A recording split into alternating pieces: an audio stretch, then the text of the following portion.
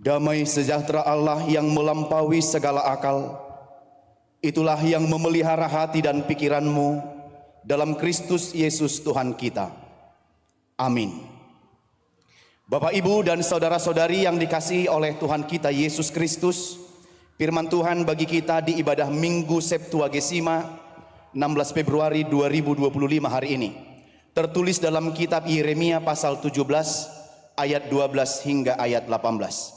Yeremia pasal 17 ayat 12 hingga 18. Saya akan baca bagi kita semua demikian. Tahta kemuliaan luhur dari sejak mula tempat bait kudus kita. Ya pengharapan Israel, Tuhan, semua orang yang meninggalkan Engkau akan menjadi malu. Orang-orang yang menyimpang daripadamu akan dilenyapkan di negeri, sebab mereka telah meninggalkan sumber air yang hidup, yakni Tuhan. Sembuhkanlah aku ya Tuhan, maka aku akan sembuh. Selamatkanlah aku, maka aku akan selamat, sebab Engkaulah kepujianku. Sesungguhnya mereka berkata kepadaku, di manakah firman Tuhan itu? Biarlah ia sampai. Namun tidak pernah aku mendesak kepadamu untuk mendatangkan malapetaka. Aku tidak mengingini hari bencana. Engkaulah yang mengetahui apa yang keluar dari bibirku. Semuanya terpampang di hadapan matamu. Janganlah engkau menjadi kedahsyatan bagiku. Engkaulah perlindunganku pada hari malapetaka. Biarlah orang-orang yang mengejar aku menjadi malu, tetapi janganlah aku ini menjadi malu. Biarlah mereka terkejut, tetapi janganlah aku ini terkejut. Buatlah hari malapetaka menimpa mereka, dan hancurkanlah mereka dengan kehancuran berganda. Demikian firman Tuhan. Bapak, Ibu, dan saudara-saudari yang dikasihi oleh Tuhan kita Yesus Kristus,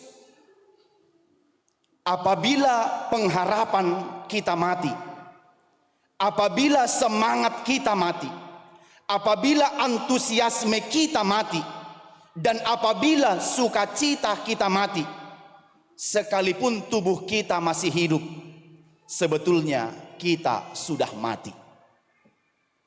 Sekali lagi, apabila pengharapan, semangat, antusiasme, dan sukacita kita mati, sekalipun tubuh kita masih hidup, sebetulnya kita sudah mati.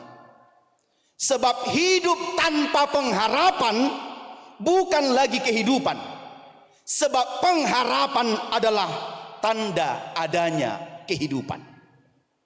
Maka orang yang hidup memiliki pengharapan. Kalau ada orang yang hidup tetapi tidak memiliki pengharapan, sesungguhnya dikatakan dia sudah mati. Kalau boleh ditanya hari ini Bapak, Ibu, dan Saudara yang hadir di ibadah pagi ini, apakah pengharapan Bapak Ibu sekarang ini? Apakah pengharapan kita saat ini? Apa yang paling kita harapkan terjadi dalam kehidupan kita, dalam kehidupan anak-anak kita, dalam pekerjaan kita, dalam keluarga kita, dan masa depan kita? Tentu kalau ditanya masing-masing kita, pengharapan kita berbeda-beda. Tetapi sekali lagi, orang yang hidup pasti harus memiliki pengharapan. Mungkin kita pernah memiliki pengharapan Bapak Ibu. Ya, kita berpikir, tapi pengharapan ini seperti tidak mungkin. Tampaknya akan sulit, realisasinya akan nol.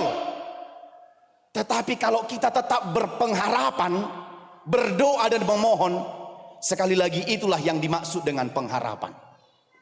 Kalau sepertinya jalannya tertutup, kalau sepertinya kemungkinannya hanya sekian persen, tetapi di dalamnya masih tetap ada doa, di dalamnya masih tetap ada semangat, sekali lagi itulah yang dimaksud dengan pengharapan. Maka orang-orang yang ada di gereja ini hari ini, orang-orang yang memiliki pengharapan. Amin. Ada yang sudah putus pengharapannya? Ada yang sudah putus pengharapannya? Kalau aku sudah mau putus, memang sudah tua soalnya. Saya aja belum putus. Jadi jangan sampai putus pengharapan. Ya, demikian dengan firman yang kita dengarkan di ibadah Minggu Septuagesima. Sekarang kita sudah diarahkan kepada Kristus yang mati dan bangkit itu. Di Minggu Septuagesima ini Bapak Ibu, 70 hari sebelum kebangkitan Yesus itu, kita diperhadapkan dengan firman ini tentang pengharapan Nabi Yeremia atas pergumulannya terhadap Israel. Yeremia menubuatkan kehancuran Israel sebagai hukuman atas dosa mereka, atas penyembahan mereka kepada berhala-berhala. Maka Yeremia ingatkan, sebelum bangsa Israel itu terbuang ke Babel, Yeremia sebenarnya sudah mengingatkan supaya mereka tidak melakukan pelanggaran dan kejahatan itu, tetapi mereka tetap melakukan kemauan dan keinginan mereka, sehingga Bapak Ibu, dosa mereka sudah sangat berakar. Dosa mereka sudah sangat dalam. Sehingga lewat firman ini kita tahu bahwa mereka tidak bersedia lagi mendengar Yeremia. Jadi karena hatinya yang sudah bebal itu, mereka tidak mau lagi mendengarkan nubuatan dari Yeremia. Bahkan Bapak Ibu, yang paling mengerikan adalah mereka melarang Yeremia untuk berkhotbah di bait suci. Jadi mulu ngadong pemadokon unang pola marjami taibe hamudisi. Gak usah khotbah lagi, kami tidak mau lagi mendengar. Sampai sebegitu bangsa Israel karena kedegilan hatinya. Disinilah terjadi ratapan Yeremia. Dia sangat menangis amang dan inang, Bapak Ibu dan Saudara. Bayangkan kalau niat baikmu dicurigai. Bayangkan kalau nasihatmu pun dianggap sebagai racun. Gak usah ngomong kau mak, udah dari dulu kau ngomong, gak ada yang berubah. Gak usah kau menasehati pak, dari dulu kau punya nasihat, sampai sekarang tak berubah. Bayangkan amang dan inang, nasihat baik dicurigai. Dan itulah yang dihadapi oleh berkhotbah pun dia dilarang, menyampaikan kebaikan pun dia dilarang, bernubuat pun dia dicurigai. Maka hati Yeremia itu sangat sakit. Jadi muladong kita sering mendengar dalam istilah Batak, sisogodo madok sisogodo halak na madok na tigor, memang ada. Tetapi walaupun sisogo amang dan inang, tetaplah berkata benar. Boleh manusia membencimu, tetapi Tuhan tidak akan membencimu. Ada orang yang kalau berkata benar itu dibenci. Tetapi kalau manusia membenci kita berbicara yang benar, sejatinya Tuhan tidak membenci kita ketika kita berani menyatakan. Dan inilah ratapan. Makanya ada kitab ratapan amang inang, itu juga ditulis oleh Yeremia. Dia meratap betapa sakitnya hatinya, betapa bergumulnya dia. Berkhotbah pun dia dilarang, bernubuat pun dia dicurigai, menyatakan kebenaran pun dia dianggap salah oleh bangsa Israel. Ketika Yeremia mengingatkan bahwa Yehuda supaya bertobat karena telah berpaling dari Allah dan menyembah ilah-ilah lain, ini terus menerus disuarakan supaya bertobat, karena tidak lama lagi murka Allah akan terjadi. Artinya Yeremia itu tahu ini masih ada kesempatan. Tapi bagi bangsa Israel itu dianggap sebagai racun. Jadi kalau nasihat sudah dianggap sebagai racun, itu tanda sebuah kelumlaman. Aduh, bahasa Indonesia ini kelumlaman, kebebalan. Ya, kalau sudah ada orang yang tidak mau lagi mendengar nasihat, tidak mau lagi mendengar didikan, tidak mau lagi mendengarkan pengajaran, ini adalah tanda sebuah kehancuran. Maka Yeremia bilang, sekarang umat Israel harus memilih antara menyembah Allah atau ilah-ilah lain. Pilihan ada di tangan mereka. Maka khotbah ini dimulai dengan ayat 12 berkata seperti ini, tahta kemuliaan luhur dari sejak mula, tempat bait kudus kita. Jadi Yeremia mengingatkan kepada bangsa Israel itu bahwa Allah yang kita percaya itu adalah Allah yang kudus, yang telah menetapkan Israel menjadi saluran berkat. Jadi sekali lagi, tahtanya mulia, dia luhur sejak semula, tempat bait kudus kita. Jadi sekali lagi Bapak Ibu dan Saudara, Allah hadir di tengah-tengah umatnya. Maka tidak boleh ada Allah lain di tengah-tengah bangsa Israel. Karena Allah itu luhur. Dia punya tahta kemuliaan. Tetapi yang dilakukan oleh bangsa Israel itu justru menduakan Tuhan. Siapa yang tidak sakit diduakan Amang dan Inang? Masih pacaran aja diduakan sudah apa? Ada yang naposo bulung di sini? Kalau kamu diduakan oleh pacarmu, apa yang terjadi? Diputuskan atau diteruskan?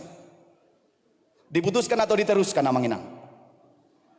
Batu sadaiho. Dah kolak kojol mai portibon kan gitu ya? Itu masih pacaran. Seandainya Amang dan Inang diduakan di rumah, kayak mana? Kayak mana? Senang? Ida nggak diduakan aku Ida, senang kali kurasa. Ada kayak gitu. Hurakato beda. Ada kayak gitu. Hurakato pau di dua bapak nisi starong galonin na. Ada kayak gitu. Mana ada. Tetapi lihatlah, mereka menduakan Allah, padahal Allah itu yang tinggi luhur, memiliki tahta kemuliaan. Sementara itu pun mereka tidak takut menduakan Allah, walau Allah itu adalah Allah yang berdiam di tengah-tengah mereka. Jadi jangan dong tidak ada lagi rasa takutnya. Semua sudah rata dianggap kehidupan ini. Takut kepada Tuhan, nggak ada lagi takut akan Tuhan. Mereka lebih menonjolkan ego dan keinginan mereka sendiri, walaupun mereka tahu bahwa Allah itu hadir di tengah-tengah mereka. Maka dikatakan seperti ini Bapak Ibu dan Saudara, ya pengharapan Israel Tuhan, semua yang meninggalkan engkau akan menjadi. Tetapi dalam pergumulan yang berat itu, bayangkan Amang, saya mau bilang begini, Yeremia itu menjadi seorang nabi 40 tahun. Dalam 40 tahun itu dia nabi yang turut menderita. Tetapi tidak pernah di akhir dari episode kehidupan Nabi Yeremia dinyatakan dia menyerah. Tidak. Tidak ada di kamus dia menyerah. Maka apa yang mau disampaikan oleh firman ini sesungguhnya Bapak Ibu dan Saudara? Kalau penderitaan kita mungkin 2 minggu, 3 minggu, 4 bulan dan 1 tahun, dibanding dengan penderitaan yang dialami oleh Yeremia ini, mungkin bagi kita bilang ini belum seberapa. Bayangkan 40 tahun. Dan masing-masing hamba Tuhan itu memiliki pergumulannya sendiri-sendiri. Tapi menyerah adalah tidak pernah menjadi solusi dan jalan keluar. Amin. Itu. Adong beha huboto songonon. Ada pernah sintua kita, bukan di sini ya. Adalah pergumulannya dalam pelayanan. Itu rinne mana? So situa petaho. So padita petaho. Saya mau bilang begini, emang kalau tidak jadi sintua lagi, pergumulan akan langsung selesai, otomatis. Emang kalau tidak pendeta lagi, pergumulan langsung selesai, otomatis. Emang kalau tidak menjadi jemaat lagi, pergumulan otomatis selesai? Tidak. 40 tahun Yeremia meratap, molo ita madokon, dang si taonon ni halak batak bion. Isi nama mana onon? Halak Jawa. Calling. Tapi Yeremia tetap apa? Di kamusnya tidak ada kamus menyerah. Walau harus menangis sebagai hamba Tuhan, 40 tahun dia jalani, dia tetap menjadi hamba yang setia menyuarakan kebenaran. Jadi odo nanang madokon Amang Inang, ada mental yang bagaimana hari ini? Mental yang tangguh dalam melayani. Ya, banyak pergumulan di tengah-tengah dunia ini. Ini yang baru-baru ini yang sedang lagi trending, hashtag kabur aja dulu. Bentuk kekecewaan anak-anak muda zaman ini, katanya banyak hal yang tidak sesuai di bangsa ini dibanding dengan bangsa lain. Walau bukan harus menjadi warga negara lain, tetapi dia bilang kabur aja dulu hashtag. Emang dengan cara kabur aja semua selesai? Inang, kalau nanti persoalan ada di rumah, lalu kamu tulis hashtag di Facebookmu, kabur aja dulu. Itu Ridho Amatai membalas di kolom komentar, denggan. Iya kan? Jadi karena ada pergumulan suami istri tiba-tiba marbadai, Inata itu update status, status WA, status yang lain, dibuat hashtag kabur aja dulu. Semua eda-edanya membalas di kolom komentar. Dengan eda, hurang tibu. Kalau kayak gitu apa cerita? Ada lagi cerita? Tamat sudah. Maka ternyata cara terbaik untuk memperbaiki hidup kita, diri kita dan keluarga kita bukan kabur aja dulu, tapi hashtag perbaikilah. Gitu kan? Gak mungkin keluarga lain memperbaiki keluargamu, Manginang. Gak mungkin inat tani halak memperbaiki inat tamu, amat tani halak memperbaiki amat tamu. Kita. Maka dalam firman ini sekali lagi dikatakan, Tuhan pengharapan kami, semua orang yang meninggalkan Engkau akan mendapat malu. Maka firman ini tegas, terkutuklah orang yang mengandalkan manusia. Sebab bangsa Israel sudah sampai ke titik itu, tidak percaya kepada Tuhan, tetapi lebih percaya kepada manusia. Inilah Bapak Ibu. Tapi Yeremia bilang, siapa yang meninggalkan Tuhan akan mendapat malu. Jelas, meninggalkan Tuhan mendapat malu. Yang menyimpang dilenyapkan, karena yang meninggalkan sumber air hidup itu, yakni Tuhan, akan mendapat malu. Tapi dikatakan selanjutnya di ayat itu juga, tetapi orang yang berharap pada Tuhan, diberkatilah orang yang mengandalkan Tuhan, yang menaruh harapannya pada Iya. Karena masa depan sungguh ada dan harapanmu tidak akan hilang. Di dalam Tuhan pengharapan itu ada. Tetapi siapa yang tidak berharap lagi kepada Tuhan, ingatlah akan mendapat malu, maila. Nah, oleh karena itu Bapak Ibu dan Saudara, sudah tentu harapan semua orang mengharapkan kebaikan. Sudah barang tentu semua orang mengharapkan kemakmuran, sukacita, kedamaian. Dan diperoleh jika hanya berharap kepada Tuhan. Bapak Ibu jangan pernah salah mengalamatkan pengharapanmu. Sekali lagi, jangan pernah salah mengalamatkan pengharapanmu. Sekali lagi, semua orang mengharapkan kebaikan terjadi dalam hidupnya, sukacita, berkat, kemakmuran, kedamaian. Tetapi jika salah mengalamatkan pengharapan ini, jangankan sukacita, malah malapetaka yang akan kita dapat. Jadi unang salah, berharap harus terus berharap. Tapi jangan menggantungkan harapanmu kepada manusia. Kecewa. Sudah pernah kugantungkan harapanku kepada perempuan lain, dianggurin. Sudah pernah kugantungkan pengharapanku kepada Amang Bau, ternyata Amang Bau pun tidak bisa Sadok ito tuhoma beremon hupasahat mananggabe jolma mananggabe beguon. Sadok tuhoma hupasahat. Apa yang diharapkan oleh itonya ini ternyata sebulan nengah mulak musik. Ternyata nan tulang itu lebih buas dari seekor singa dan serigala. Tapi di hadapan mama omongannya selalu manis. Eda homa edaku disadok portibion dang adong edana asing. Anggo bereon ngahwe tong anakku natubusian siubiokku alai dakya huliam mangan. Itukah yang dimaksud dengan pengharapan itu? Maka Bapak Ibu jangan pernah salah mengalamatkan pengharapanmu. Kadang sehebat apapun posisi keluarga kita, sotung kecewa amang dan inang. Udah di kantor gubernur Bapak Nisita Ronggal itu, helaku itu. Lalu dikirim ke situ orang bekerja. Gak dapat udah 2 tahun. Apa yang terjadi? Percuma dok. Ala helaniba pegawai di kantor. Ngadok kantor gubernur kagok do kantor gubernur begu nur kan mau sampai seperti, tapi apa nggak 2 tahun di Jabu nadang rakarejo ama hilang pengharapannya. Itu Roma musik itabay mahatatong haroa hola si jaga ahadu ibana di kantor gubernur dan boy berenau masuk kan gitu. Maka siapapun yang menaruh harapannya kepada manusia akan mendapat malu. Yang meninggalkan Tuhan akan mendapat malu. Sementara orang yang berharap kepada Tuhan, dia akan diberkati dan hidupnya terus seperti sebuah pohon yang ditanam di tepi sungai yang daun dan buahnya terus ada di sepanjang musim. Maka berharaplah kepada Tuhan Amanginang. Ya, di dunia ini banyak yang PHP. Saya korban, pernah korban. Lala hula namangon katakan, hamu betaho.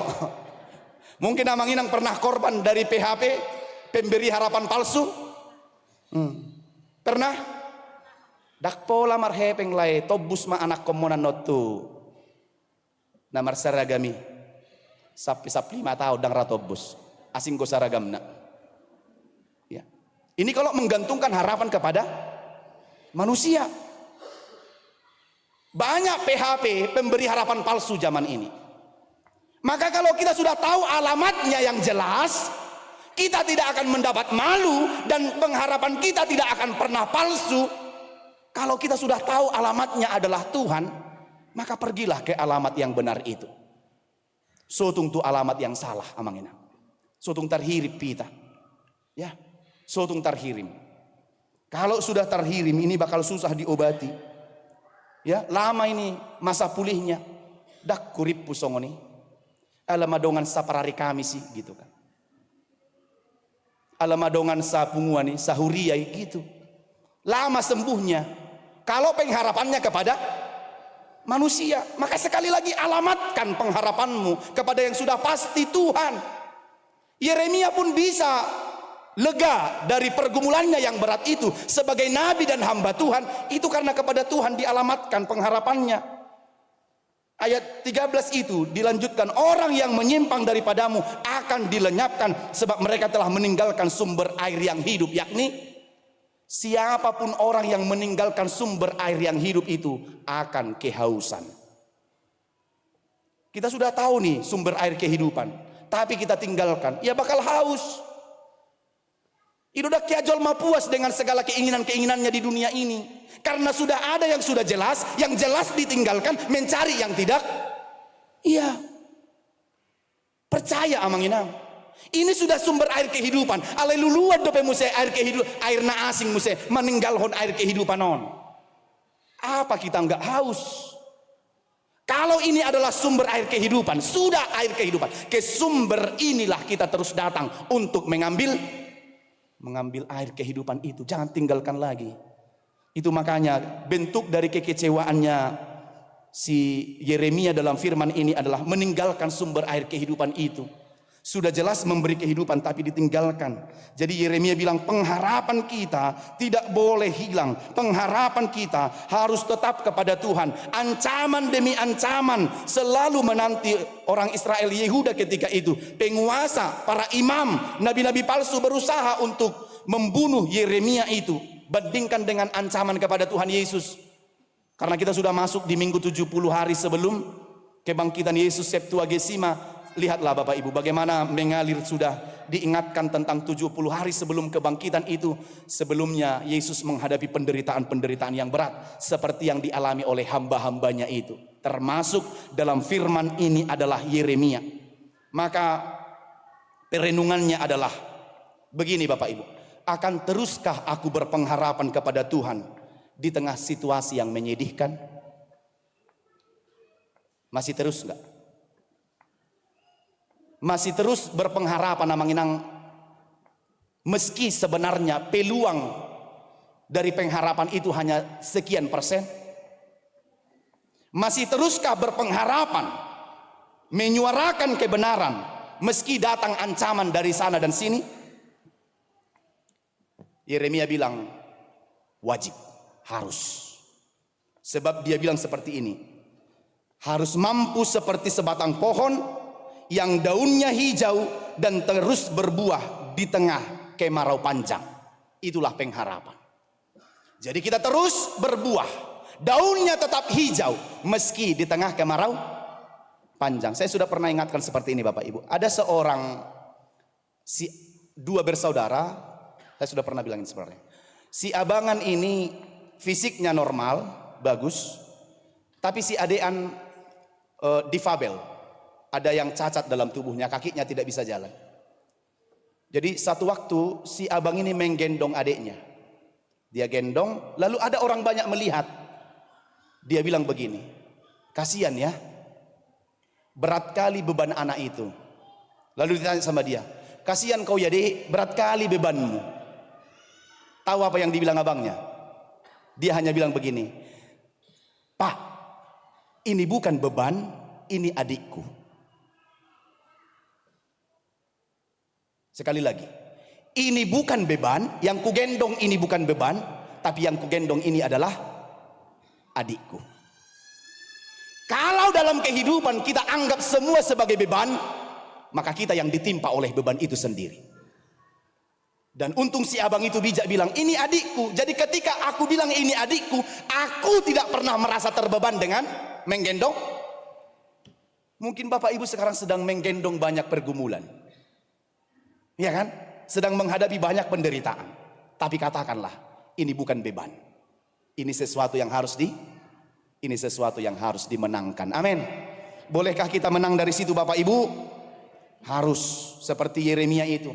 Jadi dia bilang, aku tidak akan meninggalkan Tuhan. Aku tidak akan mendapat malu. Karena semua yang seperti semak bulus di padang belantara tidak akan mengalami datangnya kebaikan. Demikianlah orang yang tidak memiliki pengharapan kepada Tuhan. Jadi seperti tinggal dalam semak bulus, begitulah orang yang tidak memiliki pengharapan. Tetapi dikatakan di sini di ayat 14. Boleh sama-sama Bapak Ibu. Dan sekaligus ini menjadi doa dan permohonan kita. 2, 3 ya. Sembuhkanlah aku ya Tuhan.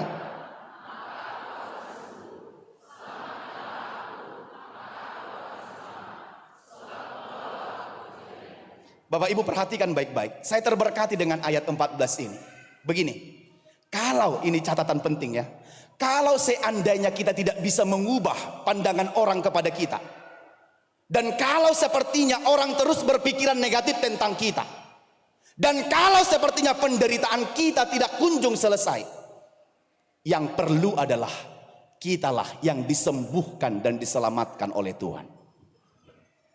Amang Inang, kalau sekiranya kita tidak bisa mengubah persepsi dan pandangan orang lain, kita tidak bisa mengubah seperti pikiran kita ada di pikiran orang lain, yang perlu adalah kitalah yang perlu sembuh dari semua itu, supaya kita apa? Selamat. Ai moloso sehat doinang pikiran mi, kita yang sakit. Maka seperti Yeremia dia bilang, Tuhan, kalau semua itu tidak bisa kuubah, kalau pergumulanku tetap berat, penderitaanku begitu banyak, yang dia bilang, Tuhan sembuhkanlah aku, maka aku akan, selamatkanlah aku, maka aku akan. Bukan berarti Yeremia ini egois, bukan. Sudah dia bilang sejak awal, Tuhan tolong umat ini, tetapi mereka tidak mau berubah dan bertobat, maka dia bilang, molosongoni Tuhan, auma pamalum. Atik sotaru baho anak komi inang ngeluh jaho. Tiap hari kau dinasihati, sudah tua kau, sudah begini, tidak bisa dibilang. Datang lagi amata, kau pun lagi, tak kenapa kau jadi amata. Datang lagi si matua pun gak ada. Semua menyusahkan, pergumulanmu makin menimpa berat. Inang, satu solusinya, sembuhkan dirimu. Kalau tidak bisa, apa yang terjadi? Inang yang luangan. Apa luangan bahasa Indonesianya? Kehilangan, gitulah ya. Ya. Berarti kita yang harus sembuh dari pergumulan berat kita itu. Ini yang paling luar biasa kita lihat dari firman ini, sehingga dia bilang, sembuhkanlah aku Tuhan, maka aku sembuh. Selamatkanlah aku, maka aku akan selamat. Dan engkaulah kepujianku.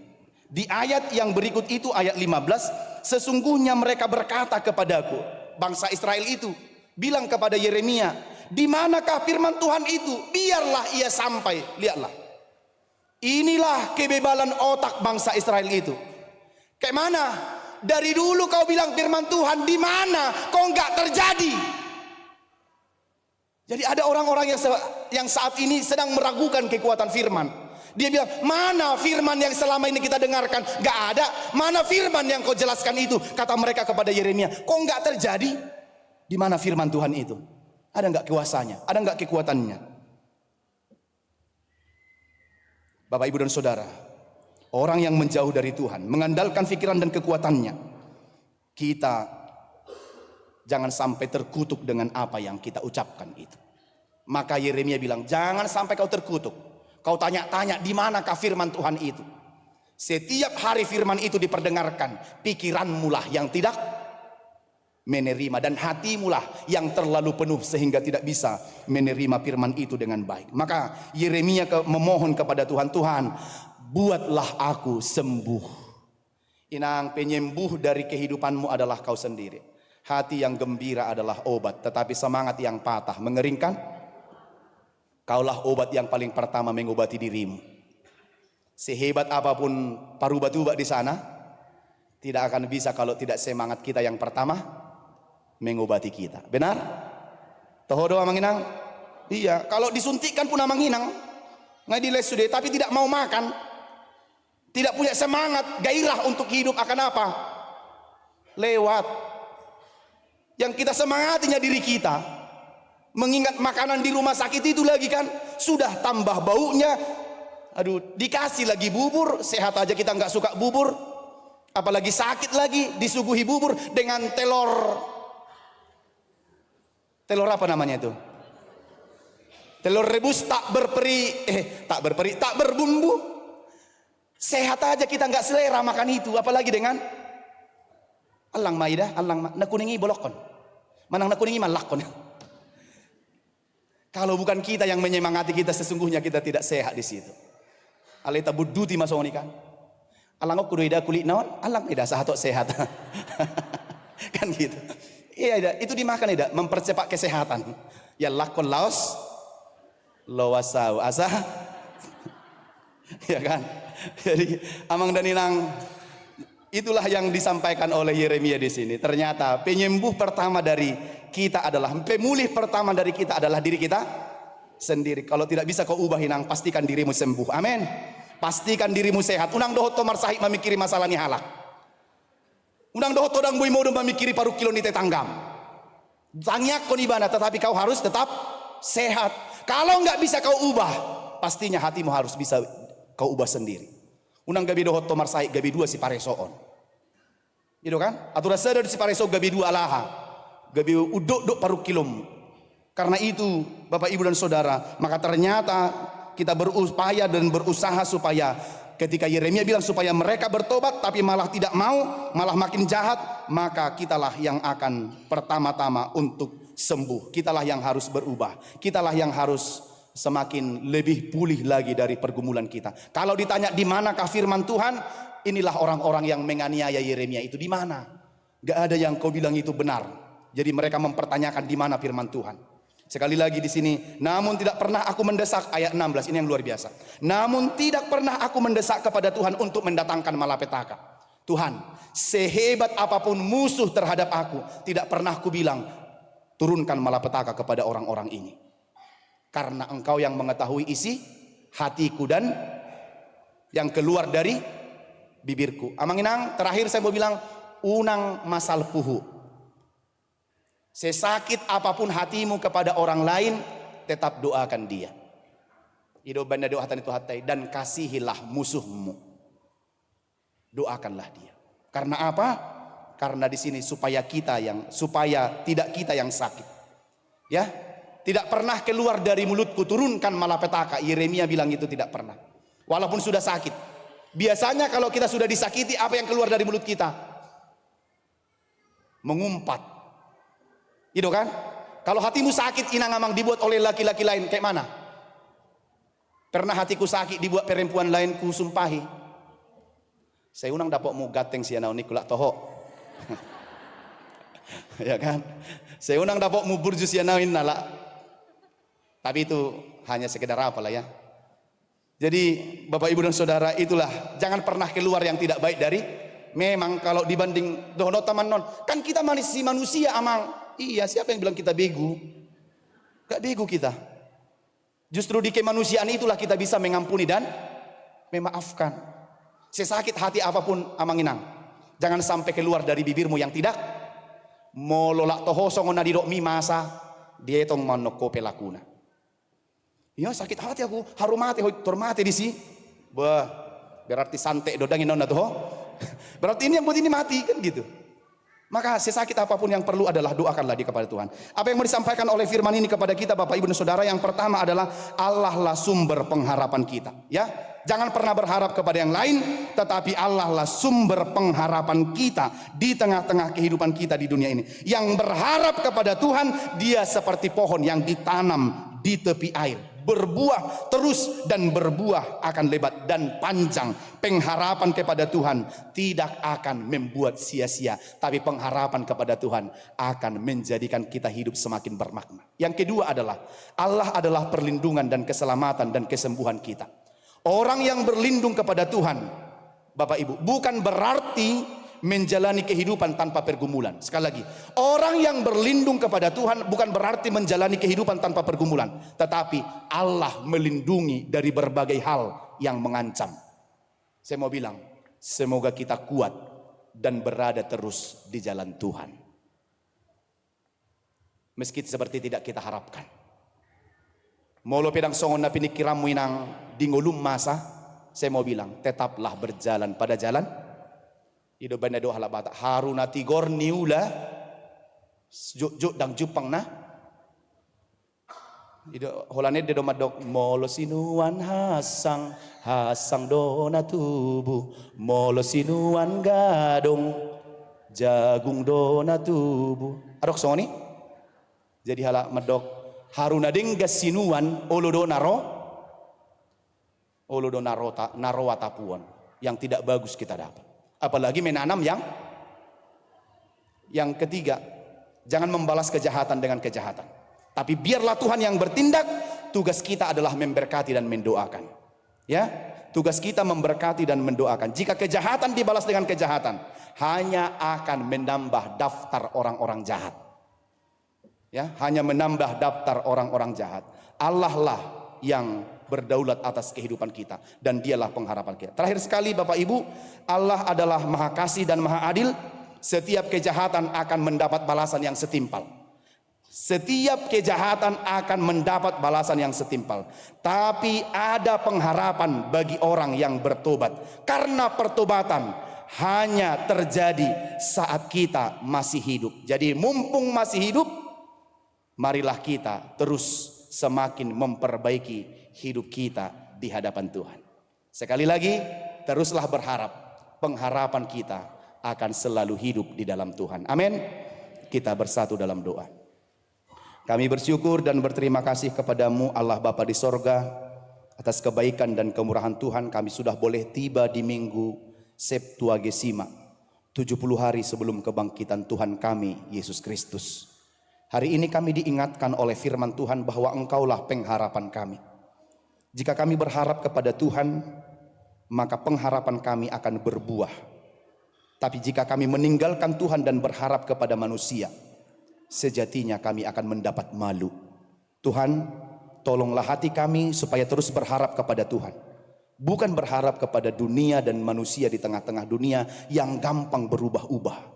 Tapi biarlah kami mengalamatkan pengharapan kami kepada Tuhan. Sebab berpengharapan kepada Tuhan, dan jika kami alamatkan kepada Tuhan yang adalah juru selamat kami, maka kami akan diberkati, dikuatkan, diteguhkan menjalani kehidupan kami.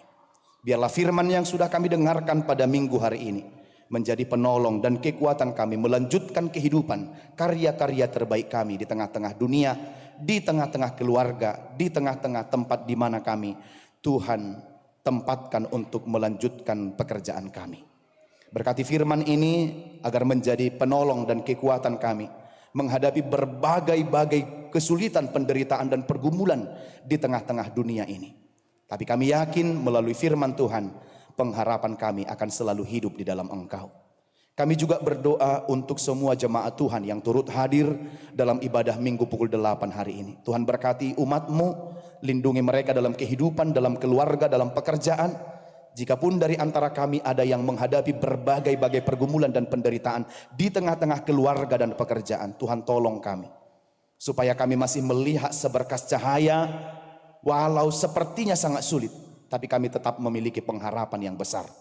Bahwa pergumulan, penderitaan, persoalan dan masalah-masalah kehidupan kami akan berakhir dan berujung pada waktunya seturut dengan pertolongan dan penyertaan Tuhan dalam kehidupan kami. Bapa dalam surga, kami juga berdoa untuk semua program yang akan dilaksanakan di tengah gerejamu. Biarlah kiranya Tuhan memberkati sehingga semua jemaat berserta dengan para majelis bersama-sama memberikan hati, mendoakan dan melakukan yang terbaik demi tercapainya seperti apa yang kami harapkan dan yang Tuhan inginkan dari kehidupan orang-orang percaya. Secara khusus hari ini kami berdoa untuk keluarga Nyonya Sintua Pardosi Boruhuta Galung Opung Lydia dari sektor 6 atas apa yang terjadi dalam kehidupan mereka. Kiranya Tuhan memberikan penghiburan dan sukacita bagi keluarga yang ditinggal oleh orang tua mereka, sehingga mereka boleh dipulihkan dan kembali berpengharapan bahwa orang-orang yang percaya kelak akan bertemu di tempat yang Tuhan sudah sediakan bagi orang yang percaya. Biarlah di tengah duka yang mendalam ini, keluarga tetap berpengharapan hanya kepada Tuhan, bahwa di balik semua penderitaan dan pergumulan serta duka cita, Tuhan telah menjanjikan pelangi yang indah, berkat-berkat yang melimpah dalam kehidupan keluarga mereka. Berkati kegiatan pangojak konon Inang Pendeta Betty Borumanurung di HKBP di Simpang Marindal, di HKBP Agave, semua berjalan dengan baik dan hambamu melayani dengan baik di dalam pertolongan dan kuasa roh Tuhan. Berkati juga punguan-punguan yang diutus untuk mengikuti kegiatan ini, supaya mereka boleh pergi dan pulang kembali ke tengah gerejamu ini dalam keadaan sukacita dalam pertolongan Tuhan. Terima kasih Bapa di sorga, kami serahkan hidup kami dalam tangan pengasihan Tuhan. Terpuji namamu dalam Yesus kami berdoa dan bersyukur. Amin.